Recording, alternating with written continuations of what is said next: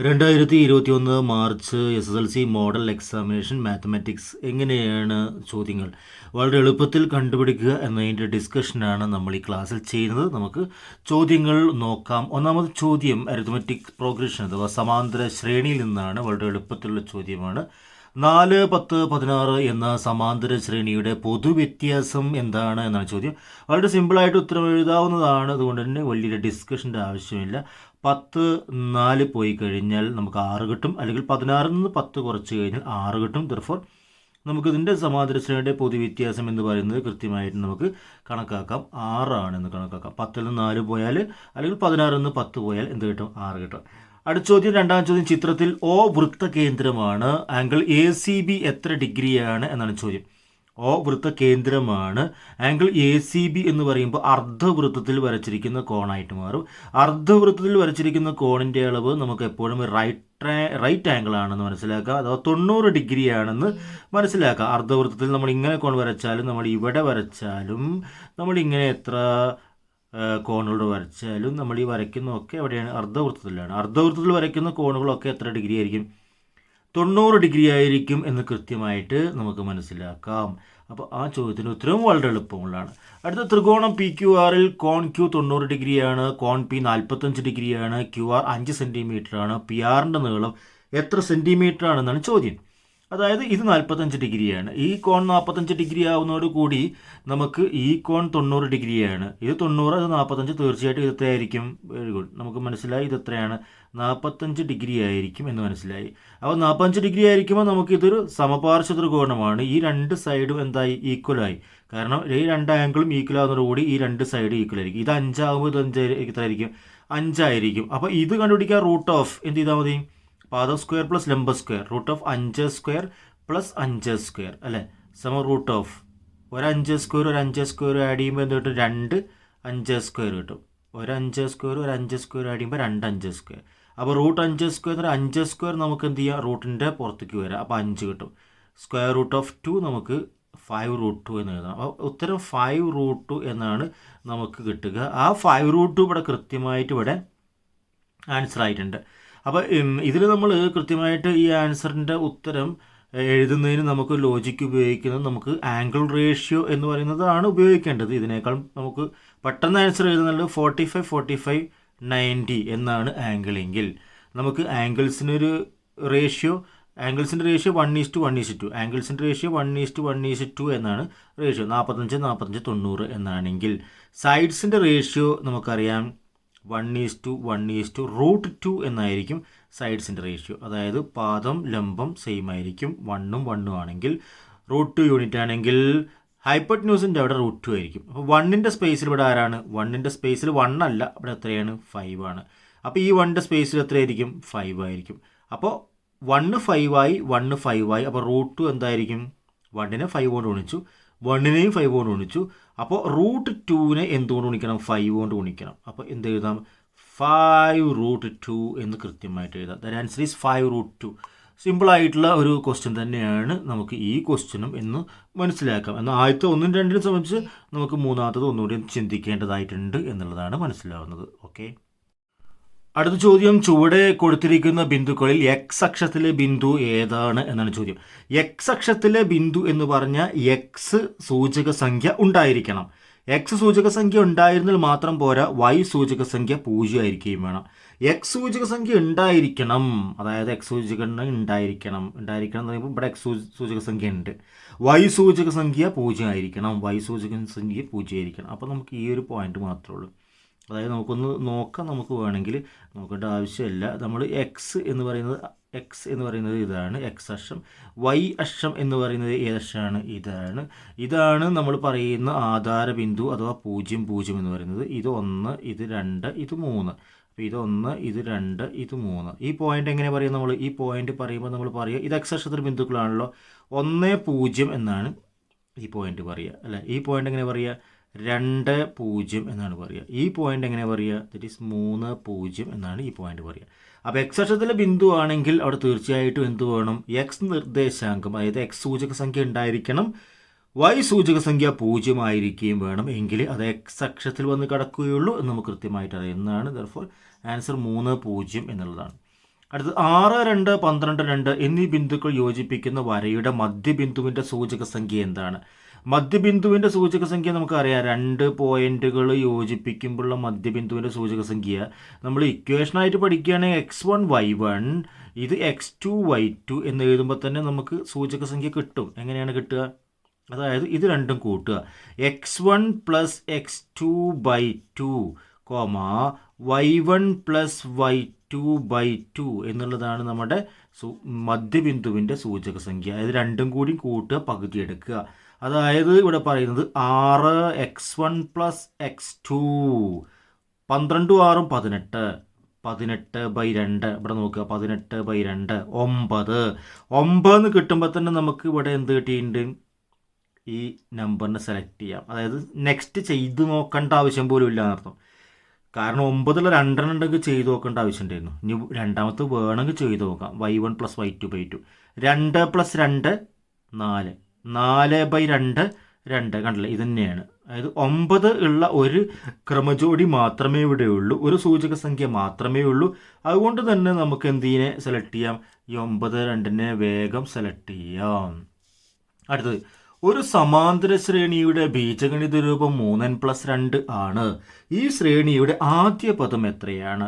അതായത് സമാന്തര ശ്രേണിയുടെ ബീജഗണിത രൂപത്തിൽ നമ്മൾ സാധാരണ എഴുതുക xn എന്ന് എഴുതും.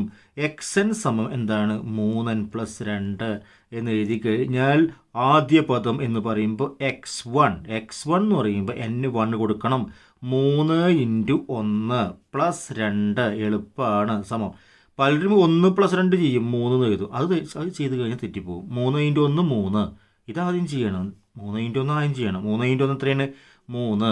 3 + 2 സമം എത്ര കിട്ടും? സമം നമുക്ക് 5 കിട്ടും. 10ാം പദം കണക്കാക്കുക. 10ാം പദം കണക്കാക്കാൻ എളുപ്പമാണ്. x എന്ത് ചെയ്താൽ മതി? 10 ചെയ്താൽ മതി. x 10 എന്ന് പറഞ്ഞാൽ എന്താ എഴുതുക? 3 ഗുണിക്കണം. ഇവിടെ ഗുണിക്കണ ചിഹ്നം. 3 ഗുണിക്കണം 10 + 2.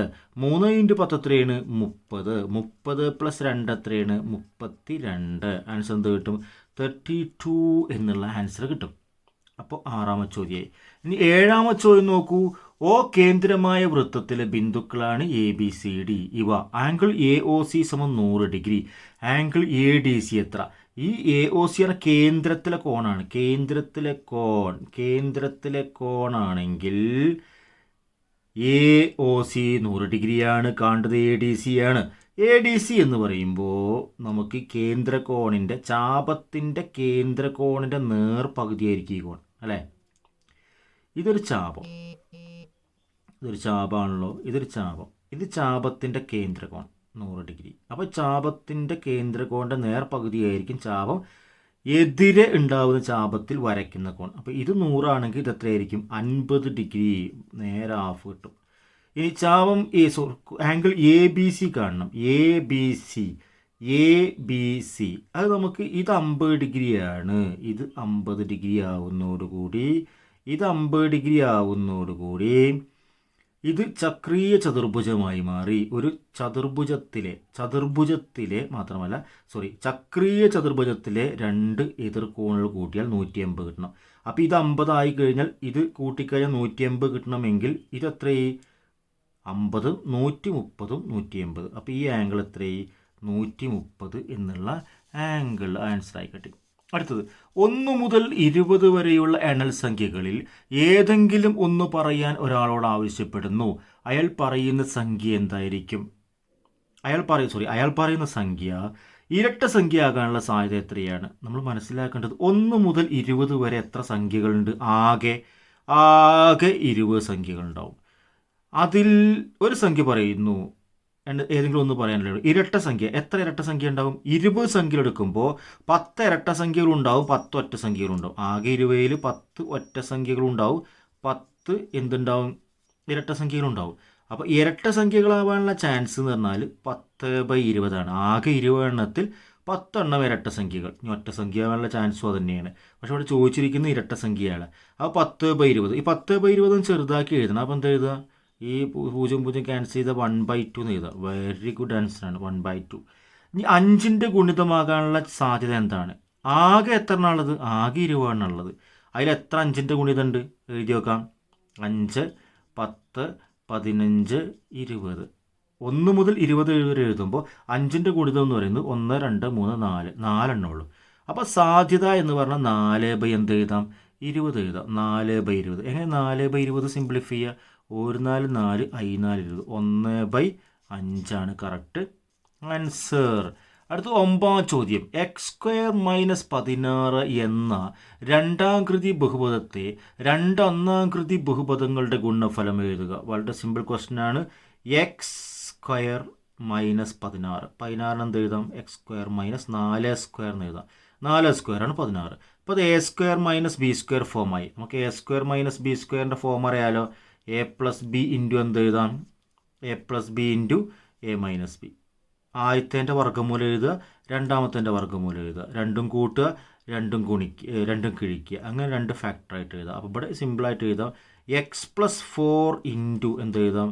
x - 4 എന്ന് എഴുതി കഴിഞ്ഞാൽ കൃത്യമായിട്ടും ഇത് രണ്ടാംകൃതി ബഹുപദങ്ങളാണ്. അതിൻ്റെ ഒന്നാംകൃതി ബഹുപദങ്ങളുടെ ഗുണനഫലമായിട്ട് നമ്മൾ പറഞ്ഞ പോലെ എഴുതി കഴിഞ്ഞു. അടുത്ത ചിത്രത്തിൽ ചതുരം ABCDയുടെ വശങ്ങൾ അക്ഷങ്ങൾക്ക് സമാന്തരമാണ്. A3 1, C -3 -1 ആണ്. BD എന്നീ മൂലകളുടെ സൂചക സംഖ്യകൾ എഴുതുക. വളരെ എളുപ്പത്തിൽ എഴുതാൻ പറ്റുന്ന ഒരു സംവിധാനമാണിത്. ഇത് x3 ആണ് എന്ന് മനസ്സിലായി. ഇവിടെ x3 ആണ്. ഇവിടുത്തെ നമ്പർ എന്ന് പറയുന്നത് x3. അപ്പോൾ തീർച്ചയായിട്ടും ഇവിടെയും ആ നമ്പർ എത്രയായിരിക്കും? 3 ആയിരിക്കും. പിന്നെ ഇത് 1 ഈ പോയിൻ്റ് 1 നമുക്ക് മനസ്സിലായി. ഈ പോയിൻ്റ് എന്താണ്? -1 അപ്പോൾ തീർച്ചയായിട്ടും ഈ പോയിൻ്റ് എന്ന് പറയുന്നത് 3 -1 ആയിരിക്കും. y -1. അതേപോലെ ഈ പോയിൻ്റ് കാണണം നമ്മൾ. ഇത് നമ്മൾ മനസ്സിലാക്കേണ്ടത് ഈ പോയിൻറ്റും ഈ പോയിൻറ്റും യോജിക്കുന്നതാണ് ഈ പോയിൻ്റ് അല്ലേ. ഈ പോയിൻറ്റിൽ നിന്ന് മുകളിലേക്കും ഈ പോയിൻറ്റിൽ നിന്ന് ഇങ്ങോട്ടും വരുന്നതാണ്.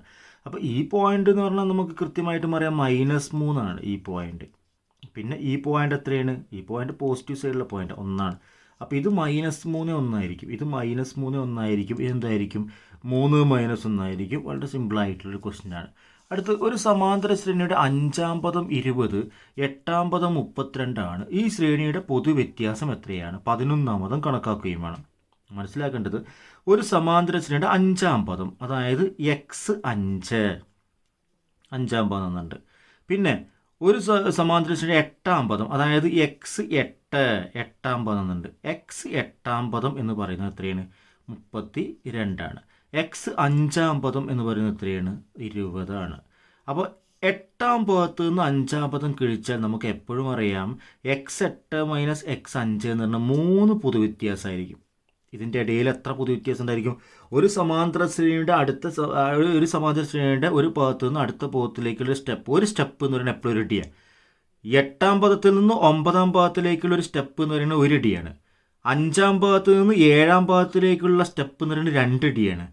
5ാം പദത്ത് നിന്ന് 8ാം പദത്തിലേക്കുള്ള സ്റ്റെപ്പ് എന്ന് പറയുന്നത് 3 D ആണ്. അപ്പോൾ 3 D സമം ആണ് നമ്മൾ ഇവിടെ എഴുതാൻ പോണത്. 32 നിന്ന് 20 പോയി കഴിഞ്ഞാൽ 12 കിട്ടും. ഈ D സമയം എന്ത് കിട്ടും? 12 ഹരിക്കണം 3 അപ്പുറത്തേക്ക് പോകുമ്പോൾ 12 ഹരിക്കണം 3. പൊതുവ്യത്യാസം D സമം എത്ര കിട്ടി? നമുക്ക് 4 എന്ന് കിട്ടി. പൊതുവ്യത്യാസം D സമം 4. അപ്പോൾ 8ാമത്തെ ഉത്തരമായി ഈ ശ്രേണിയുടെ പൊതുവ്യത്യാസം എത്ര? ഇനി 11ാം പദം കാണുക. 11ാം പദം കാണുക എളുപ്പം. 11ാമത്തെ പടിയിലേക്ക് ഇനി എവിടുന്ന് കയറുക എളുപ്പം? നമുക്ക് 1ാമത്തെ പടിയിൽ നിന്ന് കയറുക എളുപ്പം, 5ാമത്തെ പടിയിൽ നിന്ന് കയറുകയാണോ എളുപ്പം, അതോ 8ാമത്തെ പടിയിൽ നിന്ന് കയറുക എളുപ്പം? കറക്റ്റാണ്, 8ാമത്തെ പടിയിൽ നിന്ന് കയറുക എളുപ്പം. അപ്പോൾ 8ാമത്തെ പടിയിൽ നിന്ന് എത്ര സ്റ്റെപ്പ് കയറണം? 3 സ്റ്റെപ്പ് കയറണം അല്ലേ? 11ാം പദം കണക്കാക്കിൽ 11ാമത്തെ പടിയിലേക്ക് എത്താൻ 8ാമത്തെ പടിയിൽ നിന്ന് നമ്മൾ എന്ത് സ്റ്റെപ്പ് കയറണം? 3 സ്റ്റെപ്പ് വീണ്ടും കയറിയാൽ മതി.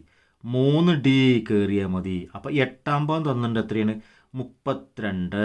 8ാം പദം 32 തന്നിട്ടുണ്ട്. പ്ലസ് 3 D കൃത്യമായിട്ട് ഇവിടെ എഴുതിയിട്ടുണ്ട്. 3 D എത്രയാണ് നമുക്ക് അവർ അറിയാം. നമ്മൾ പ്രത്യേകിച്ച് കണക്കൂടേണ്ട ആവശ്യമില്ല. 3 D എത്രയാണ്? 12 ആണ്. അപ്പോൾ 32 + 12 എപ്പോഴും എത്ര കിട്ടും? 44 ആണ്. അപ്പോൾ ഇത് ആദ്യ പദത്തിൽ നിന്ന് കാണുന്നേക്കാൾ ഏറ്റവും ഷോർട്ട് കട്ട് നമുക്ക് എവിടെ നിന്ന് കാണുന്നതാണ്? 8ാം പദത്തിൽ നിന്ന് കാണുന്നതാണ്. 8ാം പദത്തിൽ നിന്ന് കാണുമ്പോൾ നമുക്ക് മനസ്സിലായി 8ാം ഭാഗത്ത് നിന്ന് 3D കയറിയായി 3 സ്റ്റെപ്പ് കയറി കഴിഞ്ഞാൽ എവിടേക്ക് എത്തും? 11ാം ഭാഗത്തിലേക്ക് എത്തും.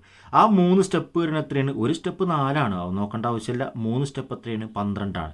അപ്പം 32 + 12 സമയം എത്ര കിട്ടും? 44 എന്നുള്ള ഒരു ഉത്തരം കിട്ടും. അടുത്ത് 12ാം ചോദ്യം നോക്കൂ. എക്സ് ഒരു എണ്ണൽ സംഖ്യയാണ്. x² + 2x എന്ത് സംഖ്യ കൂട്ടിയാലാണ് പൂർണ്ണവർഗം കിട്ടുന്നത്? എപ്പോഴും നമുക്ക് b/2² ഇതിൻ്റെ /2² ആണ് ചെയ്യേണ്ടത്. x² + 2x, അപ്പോൾ 2ൻ്റെ പകുതി എത്രയാണ്? 1. അപ്പോൾ x² + 2x + 1 ആണ് അവിടെ ചെയ്യേണ്ടത്. x² + 2x + എന്ത് ചെയ്യണം? 1 ആണ് കൂട്ടേണ്ടത്. ഇതിനോട് എന്ത് കൂട്ടിയാലാണ് പൂർണ്ണവർഗം കിട്ടുന്നത് ചോദിക്കുമ്പോൾ 1 കൂട്ടണം. അതായത് ഈ സംഖ്യ എടുക്കുക, അതിൻ്റെ പകുതി എടുക്കുക, അതിൻ്റെ സ്ക്വയർ ചെയ്യുക. ഈ സംഖ്യ 2, അതിൻ്റെ പകുതി 1, 1ൻ്റെ വർഗ്ഗം 1. ഇവിടെ ഉണ്ടെങ്കിൽ, ഇവിടെ സംഖ്യ ഉണ്ടെങ്കിൽ ചെയ്യാൻ പറ്റില്ല, അതിന് നമ്മൾ ഒന്നുകൂടി അഡ്ജസ്റ്റ് ചെയ്യാണ്ട്. x² + 2x = 15 ആയാൽ എക്സിനെ സൂചിപ്പിക്കുന്ന എണ്ണൽ സംഖ്യ എന്ത്? x² + 2x = 15 ആയാൽ എക്സിനെ സൂചിപ്പിക്കുന്ന എണ്ണൽ സംഖ്യ എന്ത്? എക്സിന് 1 എടുത്ത് നോക്കുക. അപ്പോൾ 1² + 2 × 1 1² എത്ര? 1. 1 + 2 × 1 എത്ര?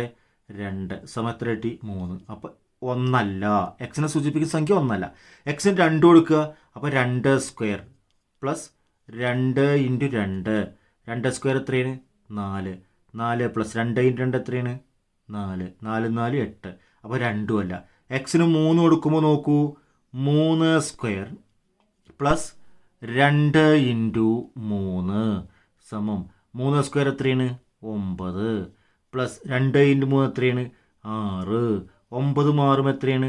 15. കറക്റ്റ് ആൻസർ ആണല്ലോ.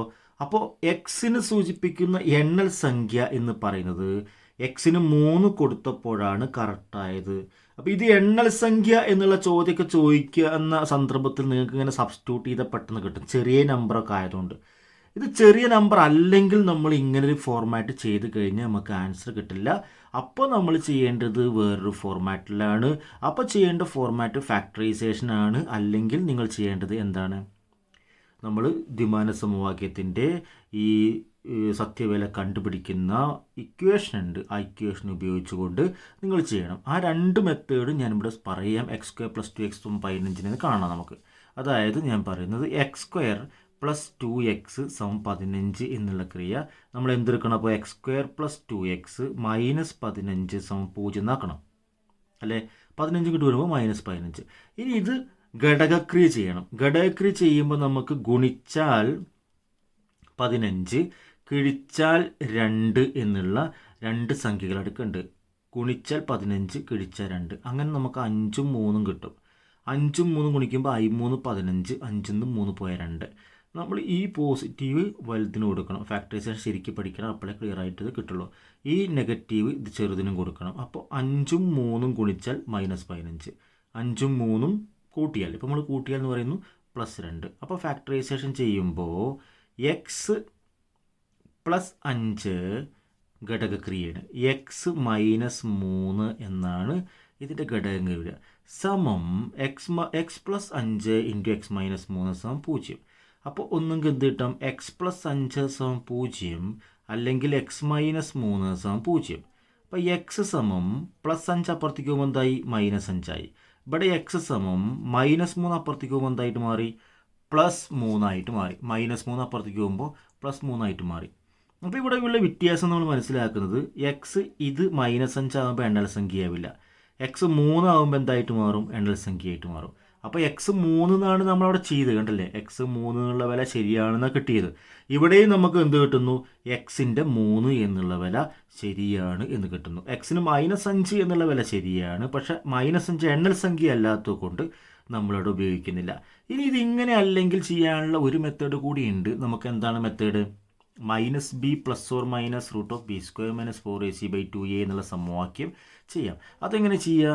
അത് ചെയ്യാം. -b ± √b² - 4ac/2a വില കൊടുക്കുക. -b എന്ന് പറയുമ്പോൾ -b അറിയുമ്പോൾ ഇതാണ് b. -b അറിയുമ്പോൾ -2 ± √b² - 4ac. b² എന്ന് പറയുമ്പോൾ 2ൻ്റെ square 4 square B square minus 4ac 4 into A എന്ന് പറയുമ്പോൾ 1 ഇൻറ്റു സി എന്ന് പറയുമ്പോൾ 15. എ എന്ന് പറയുമ്പോൾ ഇവിടെ 1 അല്ലേ, എ എന്ന് പറയുമ്പോൾ 1 ഇൻറ്റു സി എന്ന് പറയുമ്പോൾ -15.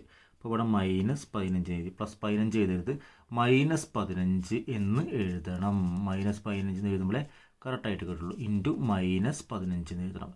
സമം ഇത് ചെയ്യുമ്പോൾ -2 ± √ ഇവിടെ 4 സ്ക്വയർ 16, മൈനസും മൈനസും കൂട്ടിക്കുമ്പോൾ പ്ലസ് വരും. 40 40 4 5 20, 40 40 4 5 20, ഇപ്പോൾ 60 കിട്ടും. 4 30 പറയുമ്പോൾ 60 കിട്ടും. That is 60. ഇവിടെ 4 സ്ക്വയർ അല്ല, ഇവിടെ ബി എന്ന് പറയുമ്പോൾ 2 ആയിരുന്നു. 2 സ്ക്വയർ 4, അപ്പോൾ 4 സ്ക്വയർ എന്ന് എഴുതരുത്, ഇവിടെ 4 എന്ന് എഴുതിയാൽ മതി. എന്ത് കിട്ടും നമുക്ക്? 4. 4 സ്ക്വയർ എന്ന് എഴുതുമ്പോൾ ഇവിടെ എന്തായിട്ട് 4 എന്ന് കിട്ടും. ബി സ്ക്വയർ എന്ന് പറയുമ്പോൾ 4 സ്ക്വയർ എന്ന് എഴുതരുത്, ബി 2 ആണ്. ബി സ്ക്വയർ എന്ന് പറയുമ്പോൾ 4. അപ്പോൾ ബൈ 2a പറയുമ്പോൾ 2 ഇൻറ്റു എ ഈസ് 1. എ എന്ന് പറയുമ്പോൾ എത്രയാണ്? ഇതിൻ്റെ ഗുണോത്തരമാണ്, A1 കിട്ടും. അപ്പോൾ സമം നമുക്ക് മനസ്സിലായി -2 ± √4 + 60 64 കിട്ടും. √64 √64 എന്ന് പറയുമ്പോൾ നമുക്ക് എന്ത് കിട്ടും? √64 എന്ന് പറയുമ്പോൾ 64ൻ്റെ വർഗ്ഗമൂലം 8 കിട്ടും. ബൈ എന്ത് കിട്ടും? 2 കിട്ടും. അപ്പോൾ ഇത് 2ആയി സ്പ്ലിറ്റ് ചെയ്യാം. ഒന്നെങ്കിൽ -2 + 8/2, അല്ലെങ്കിൽ -2 - 8/2. -2 + 8 എന്ന് പറയുമ്പോൾ നമുക്കറിയാം 8ന്ന് 2 പോയി കഴിഞ്ഞാൽ 6/2. 8ന്ന് 2 പോയി കഴിഞ്ഞാൽ 6/2, 6/2 എത്ര കിട്ടും? 3 കിട്ടും. ഇവിടെ -2 - 8 -10, 2ഉം പോയി 8ഉം പോയി. അപ്പോൾ -10 -10/2 വരെ എന്ന് കിട്ടുക? -5 കിട്ടുക. അപ്പോൾ നമ്മൾ 3 എന്നുള്ള ഉത്തരമാണ്. 3 മെത്തേഡിലാണ് നമ്മൾ 3 എന്നുള്ള ആൻസർ കണ്ടുപിടിച്ചത്. ഒന്ന് നമ്മൾ ഫസ്റ്റ് വേഗം സിമ്പിൾ ആൻസർ ആയതുകൊണ്ട് നമ്മൾ 1, 2, 3 സബ്സ്റ്റിറ്റ്യൂട്ട് ചെയ്തു. 1, 2, 3 സബ്സ്റ്റിറ്റ്യൂട്ട് ചെയ്തപ്പോൾ നമുക്ക് ഏറ്റവും ബെറ്റർ ആയിട്ട് കിട്ടിയത് അത് തന്നെയാണ്. പക്ഷേ കുറച്ച് വലിയ ക്വസ്റ്റ്യൻ ആണെങ്കിൽ അപ്പോൾ ബെറ്ററായി കിട്ടില്ല. ഇത് എണ്ണൽ സംഖ്യകളാണ് എന്ന് പറഞ്ഞുകൊണ്ടും ആ ക്വസ്റ്റ്യൻ അങ്ങനത്തെ ഒരു ഫോർമാറ്റിലായതുകൊണ്ടാണ് നമുക്ക് പെട്ടെന്ന് കിട്ടിയത് എന്നുള്ളതാണ് മനസ്സിലാക്കുന്നത്. അപ്പോൾ നമ്മൾ തീർച്ചയായിട്ടും അതിൻ്റെ ഒരു ഐഡിയ അറിഞ്ഞു വെക്കണം. അതേപോലെ തന്നെ x² + 2x = 15, x² + 2x - 15 എന്നുള്ള ഫാക്ടറൈസേഷൻ ഉപയോഗിച്ചുകൊണ്ട് നമ്മൾ രണ്ടാമത് ചെയ്തിട്ടുണ്ട്. അതും എളുപ്പം തന്നെയാണ്. നമുക്ക് അടുത്ത ഒരു മെത്തേഡിനേക്കാളും എളുപ്പമായ മെത്തേഡ് അത് തന്നെയാണ്. അപ്പോൾ അതങ്ങനെ അറിയെങ്കിൽ അത് എളുപ്പത്തിൽ ചെയ്യാണ് നല്ലത്. ഇതൊന്നും അറിയില്ലെങ്കിലാണ് നമ്മൾ എന്ത് ചെയ്യേണ്ടത്? ഈ -b ± √b² - 4ac/2a എന്നുള്ള ഇക്വേഷൻ ചെയ്തത്. അപ്പോൾ ഏത് കണക്ക് ചെയ്താലും ഏത് മെത്തേഡ് ചെയ്താലും നമുക്ക് സിമ്പിളായി കറക്റ്റായിട്ടുള്ള ആൻസർ ഉണ്ട്. നമ്മൾ അതിനനുസരിച്ചിട്ടുള്ള ഒരു ടൈം നമുക്ക് ഉപയോഗിക്കേണ്ടി വരും എന്നുള്ളത് മാത്രമാണ്. അടുത്ത ചോദ്യം. ഒരു ത്രികോണത്തിൻ്റെ മൂലകൾ 3 സെൻറ്റിമീറ്റർ ആരമുള്ള വൃത്തത്തിലെ ബിന്ദുക്കളാണ്. ത്രികോണത്തിൻ്റെ 2 കോണുകളുടെ അളവുകൾ 50 ഡിഗ്രി 60 ഡിഗ്രി വീതമാണ്. ത്രികോണം വരയ്ക്കുക എന്നുള്ള ചോദ്യമാണ്. കൺസ്ട്രക്ഷൻ നിങ്ങൾ കൃത്യമായിട്ട് പഠിച്ചിട്ടുണ്ടായിരിക്കും. നമുക്കത് അവസാനവും ഡിസ്കസ് ചെയ്യാം. അടുത്ത ചോദ്യം കൺസ്ട്രക്ഷൻ നമ്മളിപ്പോൾ ഡിസ്കസ് ചെയ്യുന്നില്ല. അടുത്ത ചോദ്യം 14. ABCD എന്നീ ഞാണുകൾ P എന്ന ബിന്ദുവിൽ മുറിച്ചു കടക്കുന്നു. AB 17 centimetre, PA 9 centimetre, PD 12 centimetre.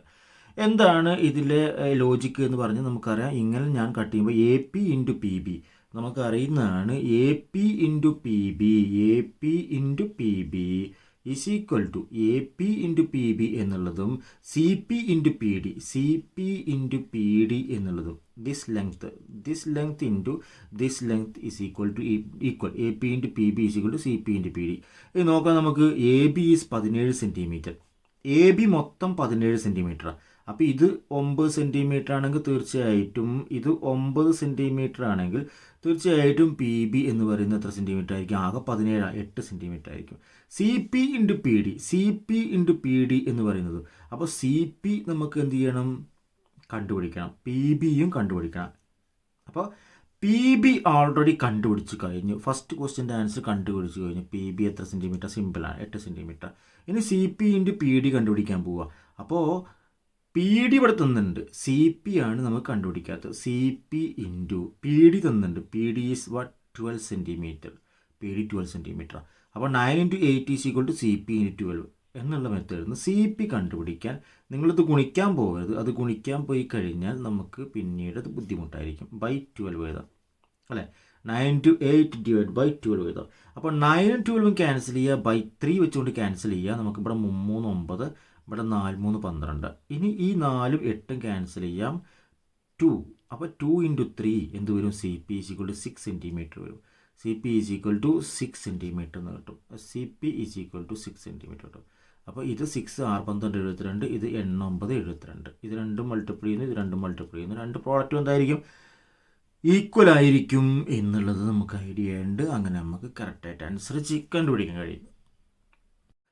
അടുത്ത ചോദ്യം, ത്രികോണം എ ബി സിയിൽ A B angle B equal 90 degree, A B equal 3 centimetre, cos A equal 3/5. അപ്പോൾ കോസ് എ സിയുടെ നീളം എത്രയാണെന്ന് ചോദിക്കും. എ സിയുടെ കോസ് വന്നിട്ടുണ്ട്. കോസ് എന്താണ്? കോസിൻ്റെ നിർവചനം സമീപവശം ബൈ കർണാണ്. സമീപവശം ബൈ എന്താണ്? കർണം. സമീപവശം ബൈ കർണം എന്ന് പറയുമ്പോൾ സമീപവശം പറയുന്നത് എത്രയാണ്? എ എന്ന് പറയുന്ന ആംഗിളിനെയാണ് കാണിക്കുന്നത്. Angle B equal to 90 degree and cos A തന്നിട്ടുണ്ട്. അപ്പോൾ എ എന്നുള്ള ആംഗിളിൻ്റെ ബന്ധമാണ് പറയുന്നത്. അപ്പോൾ cos A is equal to 3/5. അപ്പോൾ 3 കർണം 5 ആയിരിക്കും അല്ലേ? 3/5. അപ്പോൾ 3/5. അപ്പോൾ കർണം 5 വരുള്ളൂ. അപ്പോൾ നമുക്ക് എ സിയുടെ നീളം എത്രയാണുള്ള ചോദ്യത്തിൽ എന്ത് കിട്ടും? 5 കിട്ടും. ഇനി സൈൻ എ കണക്കാക്കണത്രേ. സൈൻ എ കണക്കാക്കണമെങ്കിൽ നമ്മൾ ഇത് 5 ആണ്, ഇത് 3 ആണ്. ഈ സൈഡ് കണ്ടുപിടിക്കാൻ എന്ത് ചെയ്യാൻ പറ്റും? 5² - 3². ഈ നമ്പറൊക്കെ കാണാൻ പാടാട്ടോ. 5 3 4 അവിടെ വരിക. അത് ചെയ്യാതെ തന്നെ നമുക്ക് പഠിച്ചിരിക്കേണ്ട നമ്പേഴ്സാണ്. 5² എന്ന് പറഞ്ഞാൽ എത്രയാണ്? 25. 25 മൈനസ് എന്ത് വരും? 3² എന്ത് വരും? 9 വരും. ദറ്റ് ഈസ് ഈക്വൽ ടു √16 വരും. √16 ഈസ് ഈക്വൽ ടു 4 വരും. അപ്പോൾ ഈ സൈഡ് 4 വരിക. ഈ സൈഡ് 4 വന്നാൽ എയുടെ സൈൻ എന്ന് പറയുന്നത് ഓപ്പോസിറ്റ് സൈഡ്, എതിർവശം അല്ലേ? എതിർവശം ബൈ എന്താണ്? എതിർവശം ബൈ കർണാണ്. ഇപ്പോൾ എതിർവശം കിട്ടിയിട്ടുണ്ട്. എതിർവശം കിട്ടിയ എത്രയാണ്? 4. ബൈ കർണം കിട്ടിയ എത്രയാണ്? കർണം 5. 4/5 എന്നുള്ള ആൻസർ കൃത്യമായിട്ട് എഴുതാം. അടുത്ത് ഈ ചോദ്യത്തിൽ നമ്മൾ ചോദ്യം കാണുമ്പോൾ തന്നെ പറയാം, ഈ റെക്റ്റാങ്കിളിൻ്റെ ക്വാഡ്രിലാറ്ററലിൻ്റെ പി ഡിയുടെ നീളം എത്രയാണ് ചോദിക്കുന്നുണ്ട്. പി ഡിയുടെ നീളം എത്ര ചോദിക്കുന്നുണ്ട്? ചതുർഭുജം പി ക്യു ആർ എസിൻ്റെ ചുറ്റളവ് കാണുക എന്ന് പറയുന്നത്. ചതുർഭുജം പി ക്യു ആർ എസിൻ്റെ ചുറ്റളവാണ്. നോക്കൂ, ചിത്രത്തിൽ വൃത്തം ചതുർഭുജം പി ക്യു ആർ എസിൻ്റെ വെച്ചുള്ള എ ബി സി ഡി ബിന്ദുക്കളിൽ തൊടുന്നു. P A 5 centimetre. P A 5 ആണെങ്കിൽ ഇത് എത്രയായിരിക്കും? 5 ആയിരിക്കും. കാരണം ഇത് രണ്ടും ഒരു ബിന്ദുവിൽ നിന്നുള്ള തൊടുവരകളാണ്. ഒരു ബിന്ദുവിൽ നിന്ന് 2 തൊടുവരകളും തുല്യമായിരിക്കും. ക്യൂ ബി 4 ആണെങ്കിൽ ആർ സി ക്യൂ ബി 4 ആണ്. ക്യൂ ബി 4 ആണെങ്കിൽ ഇത് എത്രയായിരിക്കും? 4 ആയിരിക്കും അല്ലേ? ഇവിടുന്ന് വരുന്നുണ്ട്. ആർ സി 3 ആണ്. ആർ സി ഇത് 3 ആണെങ്കിൽ ഇത് എത്രയായിരിക്കും? 3 ആയിരിക്കും. എസ് ഡി 2 ആണ്. എസ് ഡി ഇത് 2 ആണെങ്കിൽ ഇത് എത്രയായിരിക്കും? 2 ആയിരിക്കും. അപ്പോൾ നമ്മൾ ഈ പി ഡിയുടെ നീളം ചോദിക്കേണ്ട ആവശ്യമില്ല. പി ഡി എത്ര സെൻറ്റിമീറ്ററാണ്? 5 സെൻറ്റിമീറ്റർ. പിന്നെ പറയുന്നത് ഈ ക്വാഡ്രിലാറ്ററിൻ്റെ ചുറ്റളവ് കണ്ടുപിടിക്കുമ്പോൾ ചുറ്റളവ് ചൊല്ലുമ്പോൾ 2 5 2 4 2 3 2 2. അതായത് 5 + 4 + 3 + 2 എടുക്കുക. അതിൻ്റെ ഇരട്ടി ചെയ്യുക.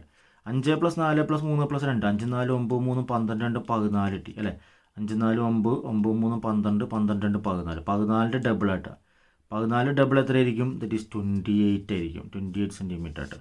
അടുത്തത്, പാദം ആരം 6 സെൻറ്റിമീറ്ററും ചെരിവ് ഉയരം 10 സെൻറ്റിമീറ്ററുമായ വൃത്തസ്തൂപികയുടെ ഉയരം എത്രയാണ് ചോദിക്കുന്നുണ്ട്. അതായത് നമുക്ക് വൃത്തസ്തൂപികയുണ്ട്. വൃത്തസ്തൂപികയുടെ പാദ ആരം പറയുന്നുണ്ട്. പാദ ആരം 6 ആണ്. ചെരിവ് ഉയരം 10 ആണ്. ഇതാണ് ചെരിവ് ഉയരം എന്ന് പറയുന്നത്. ഈ ഉയരത്തിന് ചെരിവ് ഉയരം നമുക്ക് ഈ എച്ച് ആണ് കണ്ടുപിടിക്കേണ്ടത്. ഉയരം എത്ര? എച്ച് പൈതഗോറസ് ട്രയാങ്കിൾ ആണല്ലോ. അപ്പോൾ ഇത് കർണം, ഇത് പാദം. അപ്പോൾ √10² - 6² ചെയ്യേണ്ട ആവശ്യമില്ലാതെ തന്നെ 8 എന്ന് എഴുതട്ടെ നമുക്ക്. കാരണം ഈ നമ്പർക്ക് പരിചയമില്ല. 10² എന്ന് പറഞ്ഞാൽ എത്രയാണ്? 100 ആണ്. 100 - 6² എത്രയും? 36. സമയം 38 64 ഇട്ട്. 64ൻ്റെ കൂട്ടത്തിന് 8. അപ്പോൾ ഇത് 8 കിട്ടി. ഇനി വ്യാപ്തം കണക്കാക്കുക എന്നുണ്ട്. വ്യാപ്തം കണക്കാക്കുന്ന സമവാക്യം 1/3 πr² ആണ്. പാദപരപ്പളവിൻ്റെ ഉയരാണ് എപ്പോഴും പഠിക്കേണ്ടത്. പാദപരപ്പളവിൻ്റെ ഉയരാണ് വ്യാപ്തം. 1/3 πr². അപ്പോൾ 1/3 × π × r². r² എന്ന് പറയുമ്പോൾ എത്ര? 6 പറയണ്ട. അപ്പോൾ 6 × 6 × h. r² എന്ന് പറയുമ്പോൾ h എത്രയാണ്? h നമുക്ക് കിട്ടിയിട്ടുണ്ട്. ഇപ്പോൾ എത്രയാണ്? 8 ആണ്. 3ഉം ഈ 6ഉം വെട്ടിക്കളഞ്ഞാൽ എത്ര കിട്ടും? 2 കിട്ടും. സമം 6 12. 12 × 8 കിട്ടും. 12 × 8 π. 12 × 8. 12 × 8 എന്ന് പറയുമ്പോൾ എത്ര കിട്ടുക? 10 80 82 16. 96 കിട്ടും. 80 80ഉം 82 16. അപ്പോൾ 96 π cm³ എന്നുള്ള ഘന സെൻറ്റിമീറ്റർ എന്നുള്ള ആൻസറാണ് അവിടെ കിട്ടുക. അടുത്ത്, ആധാരബിന്ദു കേന്ദ്രമായ വൃത്തത്തിലെ ബിന്ദുവാണ് 3 4. ആധാരബിന്ദു കേന്ദ്രമായ ഒരു വൃത്തത്തിലെ, ഇതാണ് ആധാരബിന്ദു കേന്ദ്രം. ആ വൃത്തത്തിലെ ബിന്ദുവാണ് 3 4. 3 4 എന്നൊരു ബിന്ദു ഏകദേശമൊക്കെ ഇവിടെ വരാം. 3, 4 എന്നുള്ളൊരു ബിന്ദു ഏകദേശം അവിടെ വരിക. അത് കൃത്യമായിട്ടാണ് എഴുതുന്നും വേണ്ട. ഈ വൃത്തത്തിൻ്റെ ആരം കണക്കാക്കുക. ഈ വൃത്തത്തിൻ്റെ ആരം എന്ന് പറഞ്ഞാൽ ഈ ഡിസ്റ്റൻസാണ് ആരം അല്ലേ. ഇത് 0, 0, ഇത് ഈ 3, 4. ആധാരബിന്ദു എന്നുള്ള അകലം കണ്ടുപിടിക്കാൻ അത് ആരായി. ആധാരബിന്ദുവിനുള്ള അകലം കണ്ടുപിടിക്കാൻ x² + y² ഇതായി. √, വളരെ എളുപ്പമാണ്. 3² + 4². എപ്പോഴും ചെയ്തുകൊണ്ടിരിക്കുന്ന നമ്പറാണ്. 3² എത്രയാണ്? 9. 4² എത്രയാണ്? 16. 16 9 കൂടി എത്ര കിട്ടും? 25 കിട്ടും. 25ൻ്റെ വർഗ്ഗമൂലം എത്രയാണ്? 5 ആണ്. 25ൻ്റെ വർഗ്ഗമൂലം 5. അപ്പോൾ ഇതിൻ്റെ ആരം എന്ന് പറയുന്നത് 5 യൂണിറ്റാണ്. ഇതിൻ്റെ ആരം സെൻറ്റിമീറ്റർ എന്ന് എഴുതരുത്, 5 യൂണിറ്റ് എന്ന് എഴുതണം. സെൻറ്റിമീറ്റർ എന്ന് എഴുതാതെ യൂണിറ്റ് എന്ന് എഴുതാം കേട്ടോ. ഈ വൃത്തം എക്സ് അക്ഷത്തെ മുറിച്ച് കിടക്കുന്ന ബിന്ദുക്കളുടെ സൂചക സംഖ്യ എന്താണെന്നൊക്കെ. ഇത് എക്സ് അക്ഷത്തെ മുറിച്ച് കിടക്കുക കാരണം ഈ വൃത്തം എക്സ് അക്ഷത്തെ, ഇതാണ് എക്സ് അക്ഷം എന്ന് പറയുന്നത്. അപ്പോൾ എക്സ് അക്ഷത്തെ മുറിച്ച് കിടക്കുന്നത് ഇവിടെ ആയിരിക്കും. എക്സ് അക്ഷത്തെ മുറിച്ച് കിടക്കുന്നത്. അപ്പോൾ ഇത് ഈ നീളം 5 യൂണിറ്റ് ആയിരിക്കണം ആരം. അപ്പോൾ ഇത് 5 യൂണിറ്റ് ആണെങ്കിൽ എന്താ ഈ പോയിൻ്റ് എന്തായിരിക്കണം? 5, 0 ആയിരിക്കണം. 5, 0. മാത്രമല്ല ഇത് ഇപ്പുറത്തൊരു പോയിന്റിനെ മുറിച്ച് കിടക്കും. ഇത് എക്സ് അക്ഷത്തെ മുറിച്ച് കിടക്കണമാണല്ലോ. ഇത് 5, 0 ആണെങ്കിൽ എത്രയായിരിക്കും? -5, 0 ആയിരിക്കും. അപ്പോൾ ഇത് നമുക്ക് ആൻസർ ചെയ്താൽ 5, 0 എന്ന് എഴുതാം. പിന്നെ എന്ത് എഴുതാം? -5, 0 എന്ന് എഴുതാം. അതിന് 2 മാർക്ക് ഉണ്ട് അവിടെ. 2 മാർക്ക് കൊടുത്തിരിക്കുന്നത് അതിനാണ്. അടുത്തത് ഒരു തൊടുവര വരയ്ക്കാനുള്ളതാണ്. തൊടുവര വരയ്ക്കാൻ കൃത്യമായിട്ട് പഠിച്ചിട്ടുണ്ടായിരിക്കും. 3 സെൻറ്റിമീറ്റർ ആരമുള്ള വൃത്തം വരയ്ക്കുക. ഈ വൃത്തത്തിൽ എ എന്ന ബിന്ദു അടയാളപ്പെടുത്തി എ എന്ന ബിന്ദുവിലൂടെ തൊടുവര വരയ്ക്കുക. 3 സെൻറ്റിമീറ്റർ ആരമുള്ള വൃത്തം വരയ്ക്കുക. ഈ വൃത്തത്തിൽ എ എന്ന ബിന്ദു അടയാളപ്പെടുത്തുക. എ എന്ന ബിന്ദുവിലൂടെ തൊടുവര വരയ്ക്കുക എന്നാണ്. വൃത്തത്തിൽ എ എന്നുള്ള ബിന്ദു അടയാളപ്പെടുത്തിയിട്ട് ആ ബിന്ദുവിലൂടെയുള്ള തൊടുവര വരച്ചാൽ മതി. പ്രത്യേകിച്ച് കൺസ്ട്രക്ഷൻ്റെ വലിയ പ്രാധാന്യമുള്ള കൺസ്ട്രക്ഷൻ ഒന്നുമല്ല. സിമ്പിളായിട്ട് നമുക്ക് എഴുതാൻ പറ്റുന്നതാണ്. അടുത്തത് സാധ്യതകളുടെ ഗണിതത്തിനാണ്. ചിത്രത്തിലെ ചതുരത്തിൻ്റെ പരപ്പളവ് 40 ചതുരശ്ര സെൻറ്റിമീറ്റർ ആണ്. ഷെയ്ഡ് ചെയ്ത ഭാഗത്തിൻ്റെ പരപ്പളവ് എത്രയാണ് ചോദിക്കുന്നത്. ഈ റെക്ടാങ്കിൾ, അതായത് ഈ ചതുരത്തിൻ്റെ പരപ്പളവും ത്രികോണത്തിൻ്റെ പരപ്പളവും നേർ പകുതിയായിരിക്കും. നമുക്ക് ഇവിടെ ഒരു വര വരച്ചാൽ കൃത്യമായിട്ട് അത് ഐഡൻറ്റിഫൈ ചെയ്യാൻ പറ്റും. ഇവിടെ വര വരച്ച് കഴിഞ്ഞാണല്ലോ ഇതും തുല്യമാണ്, ഇതും തുല്യമാണ്. അതായത് ഈ മൊത്തം പരപ്പളവിൻ്റെ പകുതിയാണ് ഈ ഷെയ്ഡ് ചെയ്തതും ഈ ഷെയ്ഡ് ചെയ്യാത്തതും.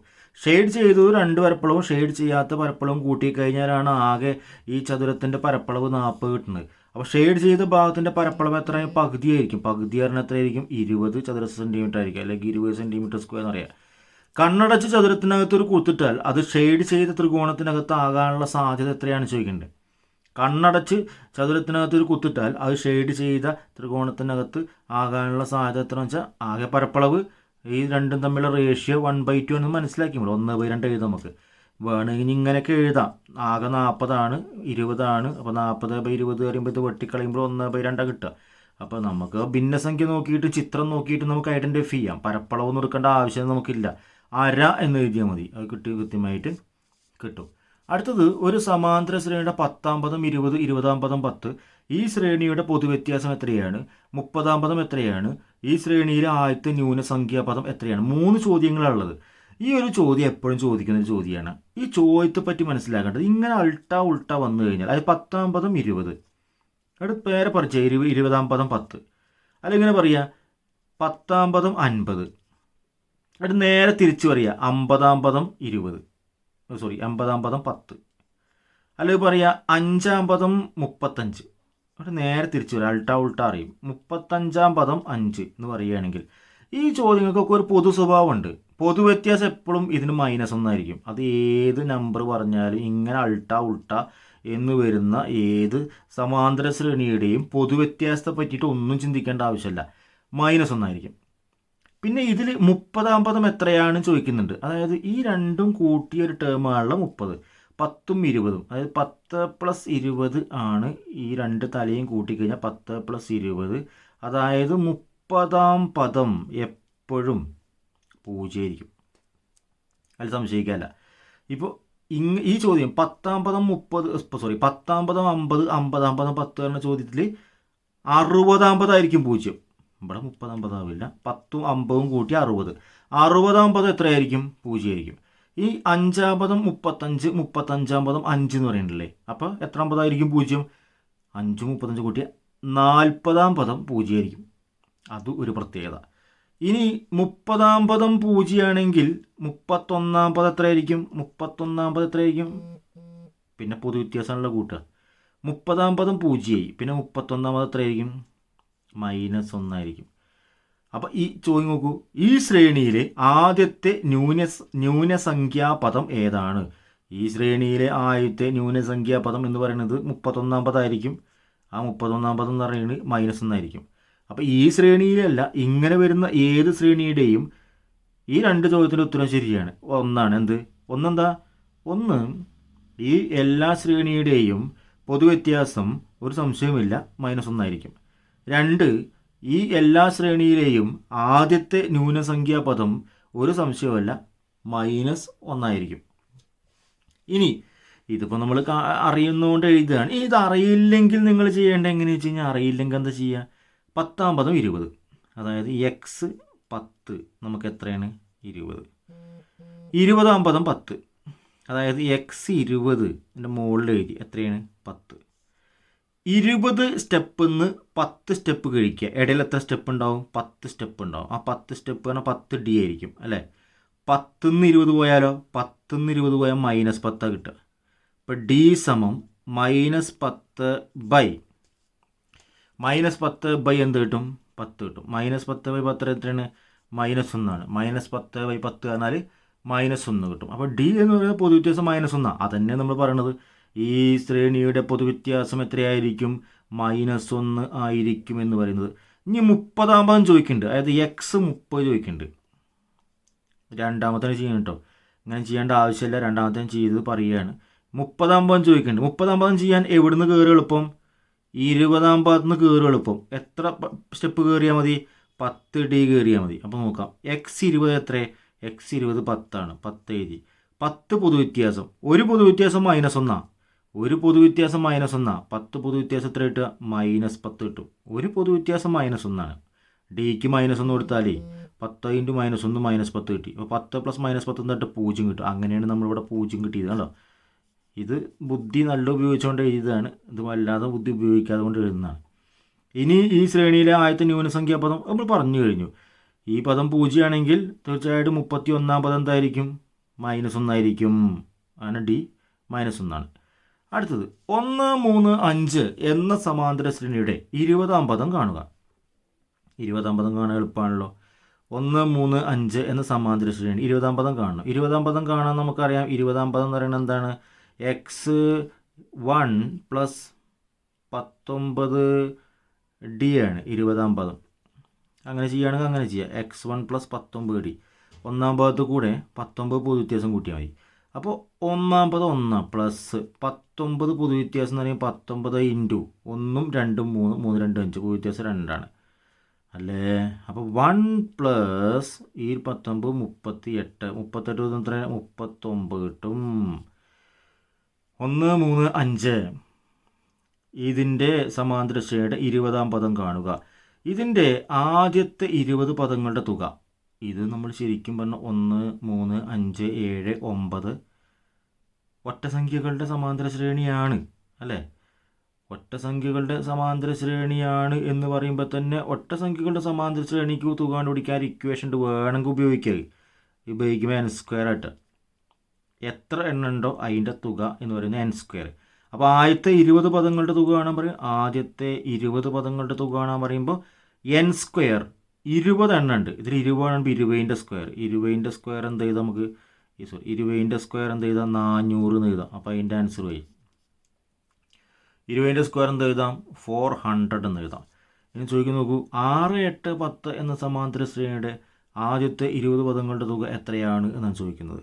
6, 8, 10 എന്ന സമാന്തര ശ്രേണിയുടെ ആദ്യത്തെ 20 പദങ്ങളുടെ തുക. അപ്പോൾ എന്താണ് ഇതിൻ്റെ സംശയം നോക്കാം നമുക്ക്. 6, 8, 10 എക്സെട്ര ഒരു സമാന്തര ശ്രേണിയുണ്ട്.